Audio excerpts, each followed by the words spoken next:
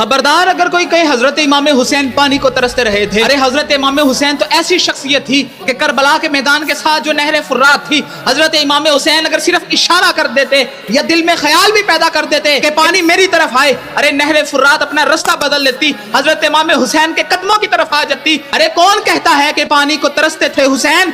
उनके होंठों को तरसता रहा प्यासा पानी। अरे हजरत इमाम हुसैन तो सामने 9 लाख की फौज देखकर ना घबराए, बल्कि हजरत इमाम हुसैन तो अंधेरा कर करके साथियों को, अपने काफिले वालों को कहते रहे कि जिसने जाना है चला जाए, जिसने रुकना है रुक जाए, मैं नहीं कहता कि मेरे साथ रहो। अरे इमाम हुसैन तो अकेले 9 लाख की फौज पर भारी थे, तुम कहते हो कि हजरत इमाम हुसैन जो थे वो घबरा गए थे या डर गए थे? ना ना ना ना। अरे जब हजरत इमाम हुसैन का सर कट गया, नेज़े के ऊपर चढ़ गया, अरे सर नेज़े पर था, लेकिन कलम ने जब जुम्बश खाई तो लिखा हुसैन पढ़ रहे थे कुरान नेज़े पर, हुसैन पढ़ रहे थे कुरान नेज़े पर।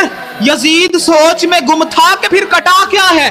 करबला के जानिसारों को सलाम।